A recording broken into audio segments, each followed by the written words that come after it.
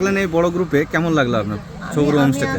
আমি বলতে পেরে খুশি হচ্ছি যে আমি অনেক জায়গায় বেরোই, নিজের কাজের সুবাদে অনেক হোটেলে হোমস্টেতে থাকি। এত সুন্দর আতিথেয়তা, খাওয়া দাওয়া থেকে মানে শুরু থেকে শেষ পর্যন্ত কিছু খুঁজে পেলাম না যে একটু খুঁত ধরবো, আমি খুঁজে পেলাম না।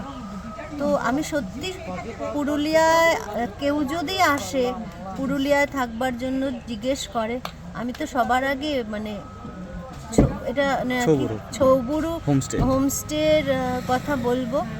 ভীষণ খুশি হচ্ছে। আমার সবচেয়ে বড় কথা হচ্ছে যে একদম টেক কেয়ারটা, আতিথেয়টা কী জিনিস সেটা প্রত্যেকটা মানুষের থেকে শিখে গেলাম। সে আমাদের যারা গাড়ি চালিয়ে সমস্ত সাইট সিইং করছে তারাও বুঝেছে যে আমাদের কোথায় কষ্ট না হবে না। এটার থেকেও বড় মানে পাওয়া আর কিছু নেই। অনেক কিছু নিয়ে এখান থেকে ফিরছি, আবার আসবো। Thank you. তোমরা সবাই